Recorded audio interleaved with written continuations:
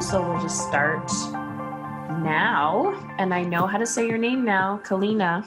Awesome. All right. The last name, not so much. Not so much. That's okay. Amuchastegui. That sounds like Peru. Like Kind of Basque, Spain. So love it. Okay, so let's dive into this conversation about not so much about the 5-hour school week, but I want to talk about freedom. Okay. Like a heart-to-heart, behind the scenes, real conversation from woman to woman, mom to mom about what freedom looks like and feels like, and why you and your husband and family decided to kind of, I don't want to say alternative because it actually seems to be becoming more mainstream than normal, but why you just chose to jump off the hamster wheel of what quote unquote traditional success looks like. Yeah. Okay, cool. So dive in. All right, here we go. Let me know. I want to know tell me your backstory. How did you get to where you are now? Okay. I can do that. You want me to start? Are we starting? Yeah, go. I already record. I'm sorry, Heather. All right. So, it's 5 a.m. where you are. It's remember. 5 a.m. So I'm a California girl, so here we go. We have to give you some credit. It's 5 a.m. 5 a.m. All right. Yeah. So I'm Kaleena. I'm out in California. I'm a mama of 4, 3 amazing little girls and a little boy who keeps me super busy. And, our backstory is we are entrepreneurs, real estate entrepreneurs. Our second daughter was born almost 7 weeks early and ended up in the NICU. And it was at that time, I remember my husband, we're standing next to her incubator and he was like, I can't keep working these crazy hours. I can't keep working for somebody else. It's time to do something that's going to set our family up for success and for the future. And he felt a lot of guilt because I had to work through that pregnancy. I was like a waitress and had to waitress through that entire pregnancy. And she was born early and we were like just getting by. And so we did the crazy thing and we quit our traditional jobs and started our real estate company and started flipping homes out in California. And we got it wrong. I love that. We got it wrong. We got it wrong. We got it really wrong because we labeled success as something as it wasn't, right? We put a very monetary, materialistic value on what our success was. And so within a couple of years, I had, 3 children. We had a very successful real estate business. I had a live-in nanny raising them, and they were going to a really academically acclaimed private school. And we were miserable. We were so miserable. We had so much money and our businesses were doing so well, and I couldn't have been any more unhappy. And so we had to really look at that. Our marriage was failing, literally failing. I was so unhappy as a mom. And you just have to go, okay, what are we going to get rid of? How is this going to change? Because we did all the things that we thought we were supposed to do, right? We went after the big business. We bought the nice house. We had the nice cars. We had the 3 healthy, beautiful children. It seemed from the outside that we had it all figured out. We had it all together, and it totally sucked. And so we just we shattered it, and we started putting it back together with priorities and values that actually felt true to who we were and what we wanted out of life. And it centered a lot around togetherness and spending time together as a family. And I guess that's how we get to the school component, because as we were figuring it out and walking down this, growth mindset lifestyle and changing all the things that we needed to change, who we were hanging out with, how we were spending our time, where we were adding value into our lives, as we were changing all of that, our kids were stuck in a classroom for 8 hours a day. And so I was growing and my husband was growing and our lives had started thriving again. And we were really becoming super happy. And understanding the importance of, creating experiences over things and restructuring our the people we socialized with. As we were going through all of that, I just had this like deep longing and missing for my kids because they didn't get to be a part of any of it. And so, my husband, oh, go ahead. I was going to say, I really enjoy that you talk about this process because, so many people say, I want more, or I want something different. And it's not, the more isn't more money, more things, right? It's always this feeling that we're after. And it's like the systems that have currently been built culturally, whether it's the school system, education system, our jobs, our careers, it's killing us. It's slowly killing us and our children and their creativity and the whole essence of life. Yeah, absolutely. What were you going to say about your husband? Well, so my husband, he read the 4-Hour Work Week by Tim Ferriss. And it literally, because we're on this growth mindset track, right? So we're reading all the books, we're doing all the things, listening to all the podcasts. And he comes across Tim Ferriss, reads 4-Hour Work Week. And before you know it, his business has completely changed. You're taking a man who used to work 70 and 80-hour work weeks. I mean, he's juggling now at this time, we're 5-6 years in as entrepreneurs. He's juggling, 7 or 8 different businesses. And literally this book transforms his life. And he starts working less hours and becoming more productive. And people start asking him to coach and speak on it. And so now he is going around, speaking about how to work less and do more and enjoy your life more. And somebody just one day said, well, if you're telling us to work more, if you're telling us to enjoy our life more, like, how does this apply to your kids? Like, how can I do this for my high schooler? And that was it. Like, it just hit us, like, just in the gut. It was that one question of like, yeah, that's what we're missing. That's the piece. And so that's what we did. We took them out of school and we started figuring out an education that we could learn alongside with them and bring them with us on our growth mindset journey and get to experience life with them and live life with them, because that was the one thing that we were really missing before. I love this. Okay.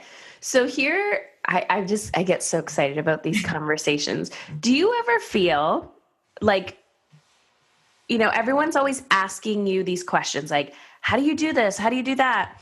And you're like, I don't know. I'm just trying to figure it out just like everybody else. Yes, absolutely. Okay. Yeah. Well, I just find it interesting because I find that there's these people that will take action and then people that won't take action, right? And I'm an action taker. I'm a driven person. And I started this whole journey because I was a social worker and I'm looking at my son and I'm like, I do not know how to help you with your anxiety and your anger. I have no idea. I have a freaking degree in child development and I can't help you. So I just went on this journey. I started taking action. And then people are like, how did you do that? I'm like, I don't know. I just took action. You read the books, you do the things, you follow your desire, right? You follow like, what do we want? What do we want? What do we want? So watching and observing, because it seems to be like those people have a secret that I don't know about. If you had to debunk that, what would you say that is? Like how could you and your husband decide we're just going to scrap this all and reframe it and restart again? Obviously that had to be terrifying for you. I think it's absolutely terrifying. I think it's terrifying anytime you do something that's different than what the majority is doing, and we all grow up in different areas. And so obviously like the social economics of every community is made up very differently. But like we live in Northern California in this very nice, safe little bubble where everybody kind of drives the same car and lives in the same house. And, we all enjoy, our martini bars, and it's very safe where we are. And so when you do something that's not safe, that's not comfortable. It's absolutely terrifying. I guess for me, I just had this moment, like this realization that there is no secret. Like there is no one way to do this. And that my entire life, I literally bought into this, like this sameness, like this is the way it's supposed to look. This is the way we need to do things because that's the way that it's always been done.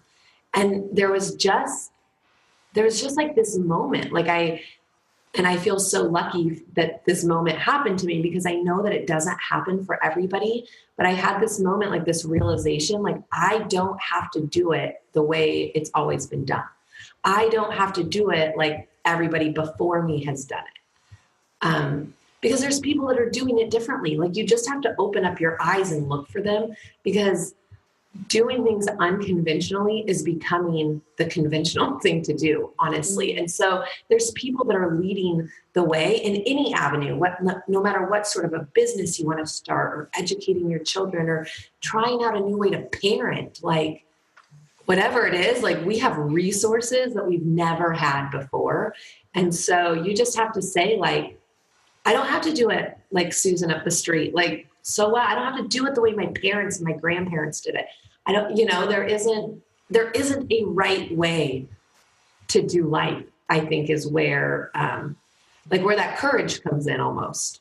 Okay. So this brings me up to the education piece and gives me total permission to just be like, yeah, this is awesome. What works for one person is not going to work for the other person. And I'm a huge advocate. I always talk about desire and what your soul is craving. And some people will say to me, I don't know. Like, I don't know what that is. And I'm like, well, you know what you don't want, right? You don't want the 80-hour-a-week schedule. You don't want, to be yelling and screaming at your kids. You don't want to be chronically fatigued. Like, we know what we don't want in our lives. And so we may not know exactly what that's going to look like, but when we start to lean into, the possibility of it. So can we talk about kind of the beginning phases of, I want to call it homeschooling. I get so confused. I'm like, is it homeschooling? Is it global schooling? Is it unschooling? What is first of all, let's talk about like the definitions of all of the schoolings and then like what that first day looked like for you and your husband and your family. Okay. Yeah. And so I get that question all the time, Heather. What are you? Are you an unschooler? Are you a homeschooler? And the answer for me, which freaks people out, is yes, I am all of it. I world school my children. We travel a lot. There's a component of the way that I school them that is very classical and academic focused, which would be just regular homeschooling. And I give a ton of freedom in what I do and how my kids choose to learn, which is like an unschooling component. And I also focus on entrepreneurial skills and growth mindset and financial literacy and emotional intelligence. And so there's so many different areas, and I know parents in the beginning get very overwhelmed. And so what I am and what makes me different is I'm just here to tell you it's okay whatever you decide to do. And you don't have to do just one thing. Because once you start researching homeschool, you're going to see like, oh, there's Charlotte Mason, which has just a big like natural component where it's all about like being outdoors. There's wild schools and nature schools like that. So you have those options. What was the one you just said, just for people who are like looking for resources? Charlotte Mason. And it's very popular, right? But there's, but it's like very regimented. Like there's very like you follow this, this, and this. But it's very popular. So there's Charlotte Mason. There's a whole unschooling movement, which is really the concept that your children can teach themselves anything that they actually need to know in the time that works best for them. And that living life in the experience of just being is the learning in itself. So it doesn't have like a very set curriculum or schedule. You really let your kids take the lead. There's global or world schooling where, I mean, some people are completely nomadic, where they don't have homes and they just travel the globe and the world with their children, learning together. We travel and make travel a huge part of our curriculum. And so that's very popular in the homeschool world. And then there's just like classical homeschool, which I think is what most people think of. But the difference today, I think a lot of people think like, oh, my kid's going to be home and sitting at the kitchen table for 6 hours while I teach them. And that's just not really the way that it has to be anymore, thanks to resources and how like efficient learning can be now. So those are all the kind of the different ways, the bundle of homeschools that are out there. Love it. Okay. So first day of school, take us back to your first day of like, okay, kids are out of school. Now what? Well, it's funny because, I had a plan, a really great plan. There's a program here called K through 12, and it's just, they advertise it all over the TV. And I'm thinking, I'm just going to call K through 12. They're going to sign my kids up and we're going to start our homeschool journey, right? They provide the curriculum. This is going to be super easy. We'll get the schoolwork done and then I'll get to enjoy my children. And so we woke up, the kids got to sleep in. They were so excited because we had talked about this for so long. And they got up and made their breakfast and they're like, okay, Mom, let's start. And I'm like, all right, I'm going to call. I'm going to get the curriculum figured out. You guys just like start playing Legos and playing, and then I'll let you know when I have this all sorted out. And within 5 minutes of starting to talk through that program, I realized it wasn't a good fit for my family.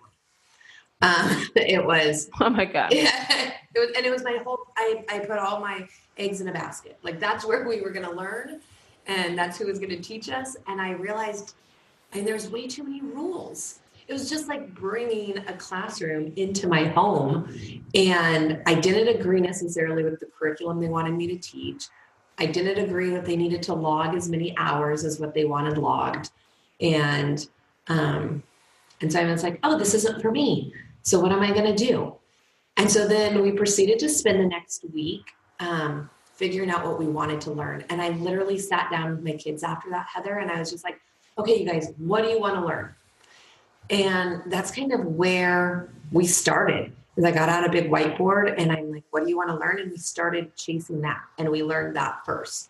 And as we started learning those things, I started to find little programs here and there. And like free ones, like Khan Academy is incredible. How do you spell that one? Khan Academy. Perfect. And Khan is amazing because it literally has the curriculum from preschool up through getting like a master's in college. Anything that you want to learn, they have the curriculum for completely free, all the videos, worksheets.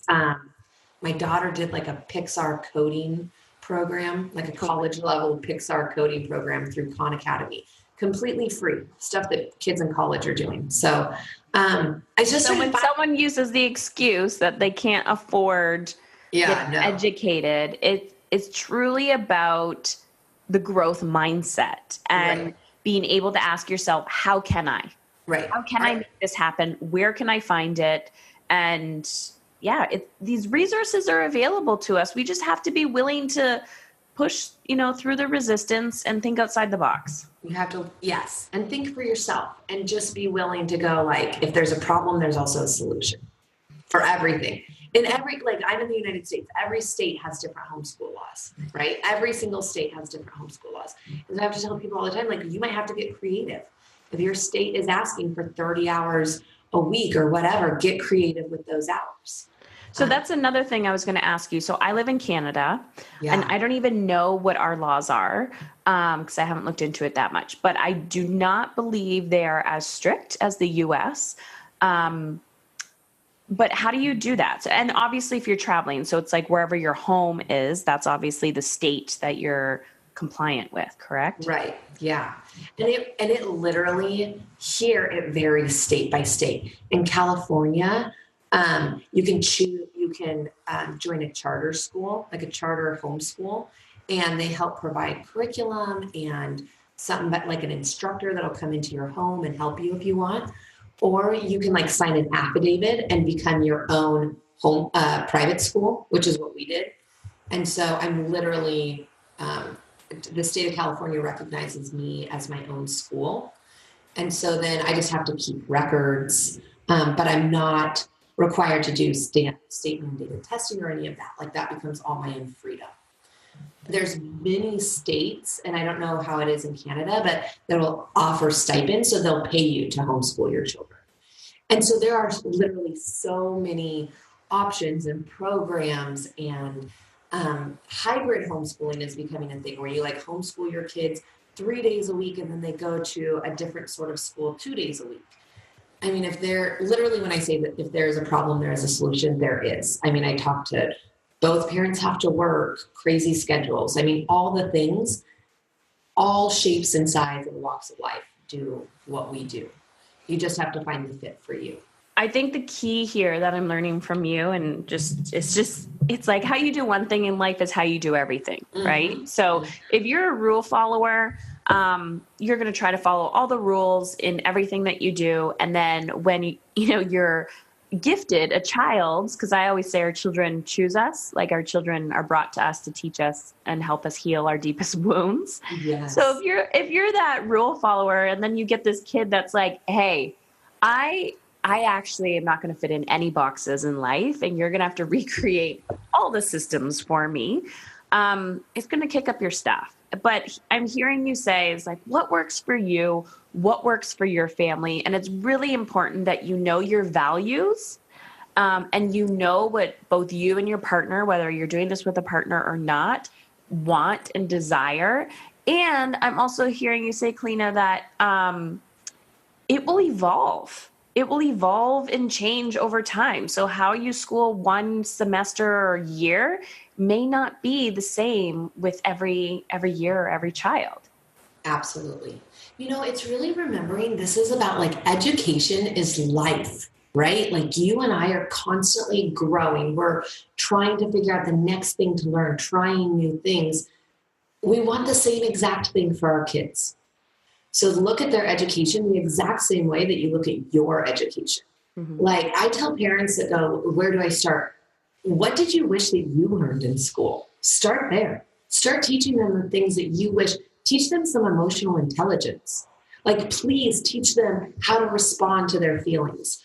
Please teach them about how to pick their friends.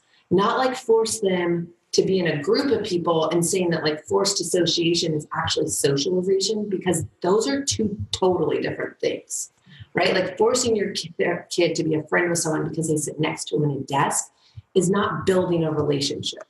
So like teach your kids how to have healthy relationships. Teach your kids financial literacy.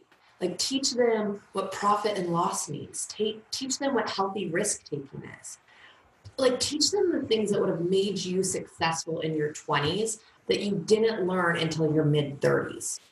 Because like that's the problem that we like experience globally, is that we were taught the wrong things.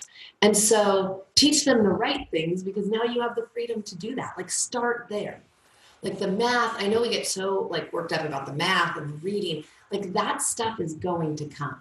Like that stuff, when they need it, they will seek it and they will learn it and they'll master it, and it'll be very easy and like interesting to them. If you're teaching them the things that are adding like actual value to their life right now, because that's what you crave. Like you crave to add value to your life. Our kids crave the same value. Yeah. Anytime I've had a conflict with one of my children in the education system, it's been because there's no value add.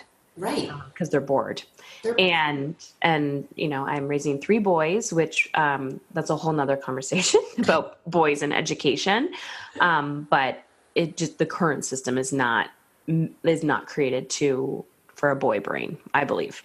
Yeah. So then there's labeling, and there's, like shoving a square peg in a round hole. And then there's frustration on the family behalf. And it's like, oh, okay. But when I'm with my children, I'm like, what do you want to learn? Or when we do go on vacation and we do, like incorporate some learning component. It's interesting. So when I'm like, oh, what's your, actually Mother's Day just passed. So they were writing all those little lovely Mother's Day cards that you get, like, the ones you like print off of like Pinterest or something. My mom is. And like their most favorite memories were when we were on vacation and, oh, when we did this or when we did that. It wasn't so much about the actual location. It was about what we did together.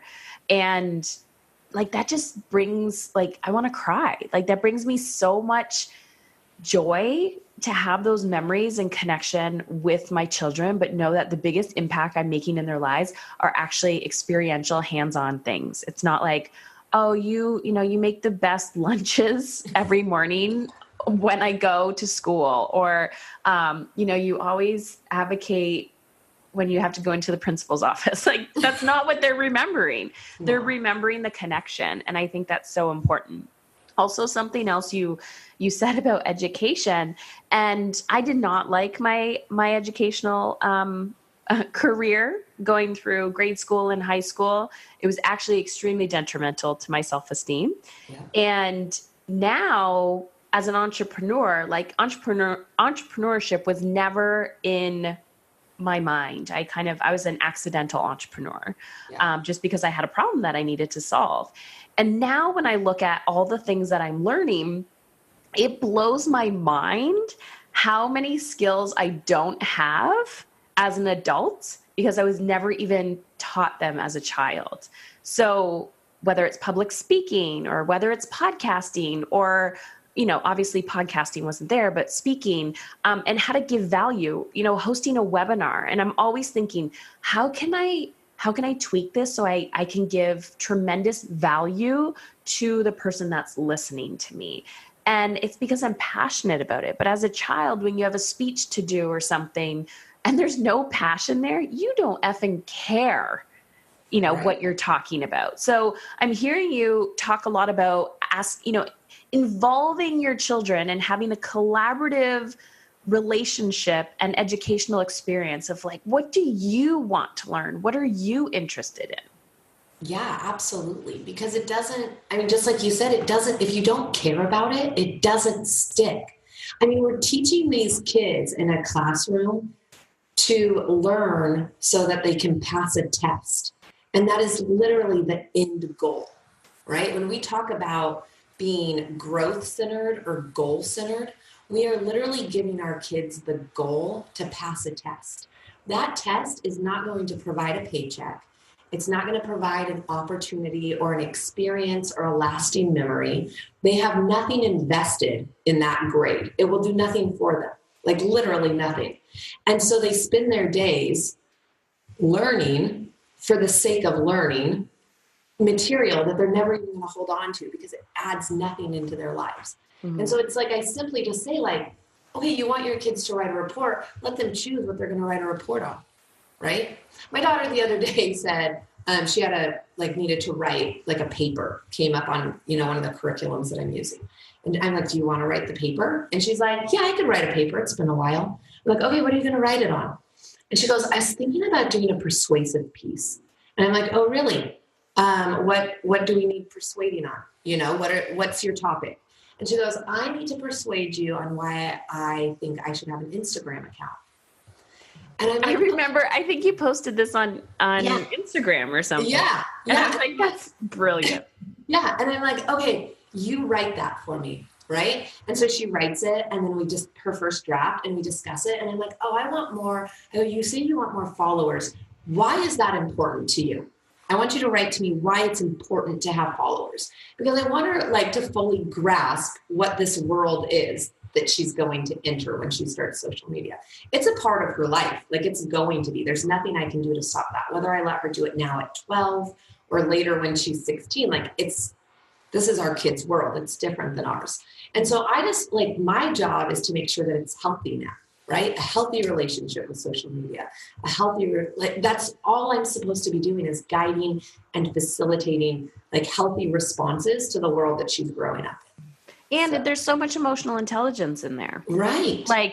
why do you want followers? What followers? I didn't even say it clearly. Why do you want followers? Like what is that within you? Right? Like, okay, you're going to persuade me. Well, I'm going to come back with some feedback for you. Yeah, exactly. And it's such a collaborative relationship. I always tell parents, I'm big into conscious parenting, and I'm like, guys, there's no us versus them. It's collaboration. And you don't need to, you're not the big bad bear. You don't need to puff up and to scream really loud in order to gain the respect from your children. You can, when you learn to see and respect them. And I love this because it's like, okay, you want an Instagram account? Awesome. You gotta persuade me. You gotta sell me on it. There's so many skills there. Right. And so then she writes a report. She learns, she's editing a report. She's doing all the other things that people get all like, oh, well, what about math and what about writing? Oh no, she's doing that, but she's doing it on a topic that she's super passionate about, right? Because it's really important to her. And so all the pieces come together. And so she gets the freedom. I get the satisfaction of knowing my daughter can write a report properly. And we all win. Like you can literally all win when you educate at home because there's so much freedom in doing it. So. I love this. Yeah. So what do you say? So I know parents are going to have, and we'll talk about where they can definitely get more of you and all of that stuff. What do you say to the parent? Because sometimes I attract parents who have children on a spectrum of sorts. Yeah. So, they're always trying to see and understand their children's behavior. And the number one feedback I always get is, does this include my child who has Asperger's, autism, learning disabilities? I'm like, if your child is a child, they are included, right? We live in a culture that loves labels, but beyond the label, who is your child? So what is your perspective on children, education, who may, have some type of alternative learning, whether there is a diagnosis or not when it comes to homeschooling? Yeah. I mean, 2 of mine are like ADD, ADHD. And so I have a niece that's on the spectrum. And why I'm so passionate about like unconventional education, we'll just call it that. That's the box of it, like freedom to educate at home. It is, when I say it is for all walks of life, it is literally for all walks of life, Heather. In fact, like the population of the homeschooling community is made up largely of kids that have learning, I don't even want to call them disabilities because they're not, just like they learn differently, right? They see things differently. They don't learn inside the box. Maybe they take a little bit of extra time to learn in one area compared to another. And I think that it's really actually set up for those people because you don't have to stress out if you're not, going to make the spelling. You don't have to have spelling tests this week. If that's not where your child is focusing and what they're excelling in right now, they're not ready to learn that. You get to pick and choose a learning style and the curriculum and the material, everything that is going to fit best inside your home for your specific child. And I really truly believe that your child will tell you and show you what they are ready to learn when they are ready to learn it. And that counts for reading. I mean, I get emails. This is the biggest one from people of like 7 and 8 year olds. My 8-year-old doesn't want to read. She doesn't like reading. She's not a very good reader. I'm going to tell you, your 8-year-old is probably not actually ready to learn. Like chemically in her brain, she's not ready yet. And the problem with the school system is they think that we all mature and grow and learn at the exact same speed. And that's not true. Whether you have a diagnosis or no diagnosis, or you're on some sort of spectrum, all of our brains work completely different. And we should be allowed that freedom of learning when it best fits us. And don't you find it interesting? I 100% agree with you. And having 3 very different children, the last one, my youngest, I'm like, if he was my first, oh, poor kid. But like, because he's the last one, I'm like, I'm just observing and watching all of the fear and projection that the healthcare providers are like putting on me. You need to do this. You need to do this. And I'm like, guys, he is so smart and advanced in certain areas. And then other areas, he's like just this little peanut, leave him alone. And so, I don't see the value of putting this tremendous mental stress on our children. Like, you need to do this, you need to go here, you need to try this intervention, that intervention. As adults, we can see the side effects of stress. It's literally killing us. Like, this is a cultural epidemic. And now as fearful parents, we're projecting these fears onto our children, and the child is looking going, there's something wrong with me. I'm not normal. And I think it's a bigger issue that people, maybe in our homes, I know I've thought to myself, like, how is this going to benefit my child from going from here to here to here to here? And poor, my oldest son, OMG. I'm sure you know what Kumon is, right? Yes. Yeah. Okay. So he, the teacher's like, oh, there's a deficiency here, here, here, here, here. So I was like, oh my gosh, because it brought up all my wounds, right? My childhood shit. So I'm like, I'm going to do whatever I can for my kid. And I had him in Kumon, and he's so triggered now if I bring him anywhere. Fortunately, we found like a beautiful space where he loves learning right now, in addition to his schooling. And he's like, if you fucking bring me to Kumon one more time, Mom, I swear to God. And I just laugh. Now, every time we drive by a Kumon, he's like, I got PTSD every time I go there. And so it's a joke now. And I was like, I'm sorry, I was doing the best I possibly could. But you could just see his body shrink when he walked in there. And we had to find his way of learning math and just this integrative, beautiful approach. But I'm like, guys, if it's not working, if your child is kicking and screaming, that is your life and the universe saying, not this. This is out of alignment, and we need to find something that works. And sometimes, just like you were saying, you need to scrap everything and start again. But I truly believe that areas of our life that are not working will literally scream at us and say, please pay attention to me. And it's our ability to let go of control and to say, what do I want? What works for my child? And how can I create a life and a system that is in alignment with our values and my child's needs. Yeah, absolutely. I could literally talk about this forever. I get so pumped and excited. I'm like, yes, yes, yes.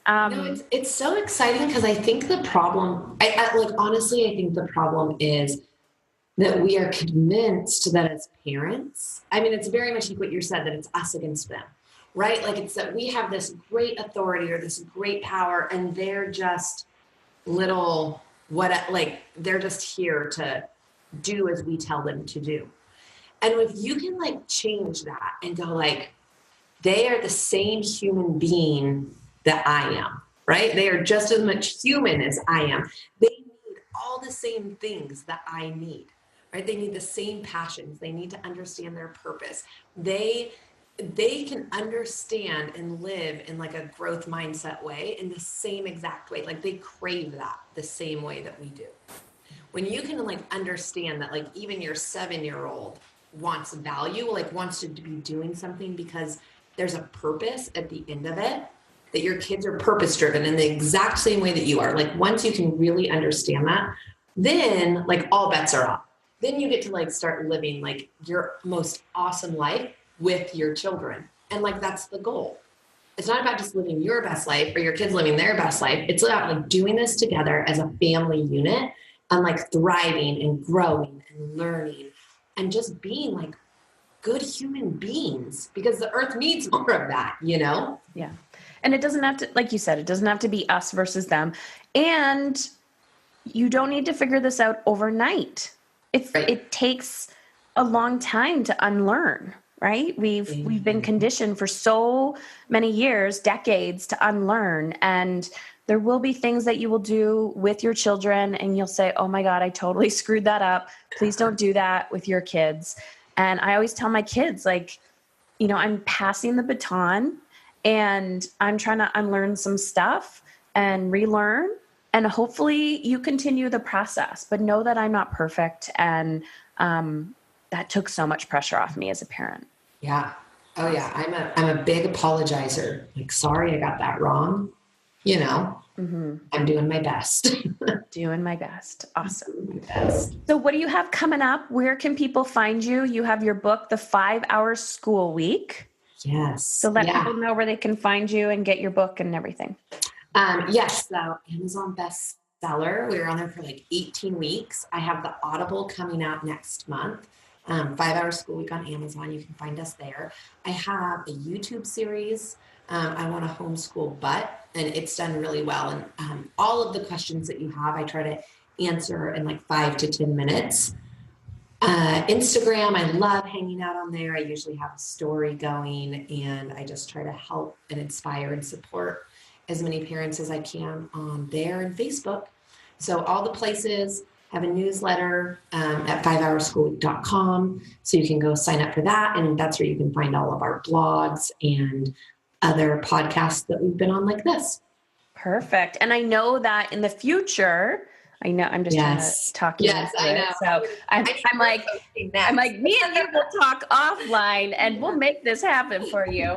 In the future, you'll be offering some type, because you get so many questions about like, can you teach me how to do this? So definitely connecting with you, whether it's sending you a private Instagram message or getting on your newsletter for future announcements. Yes. And email me. And if you're in it right now, you're pulling your kids out of school, you're struggling, you're homeschooling, and it's not going the way that you wanted it to. I just encourage parents, reach out, email me. I'll take a phone call, literally anything I can do to just support you and encourage you. And let you know, there's another, if it's not working for you, it's because that there's another way. And so let me just support that in you. Oh my God. I love that. That was such a little nugget. If it's not working for you, know that there's another way. That's growth mindset right there. Can you, if you're giving them permission to email you, can you say your email out loud? Yes. It's Kaleena at 5, spell out the number 5, hourschoolweek.com. Awesome. And all of this information will be in the show notes. Thank you so much, Kaleena. This was a beautiful conversation. I could talk to you forever and ever. So maybe we'll have you back on in the future. Yay. Thank you, Heather, so much. I love your podcast.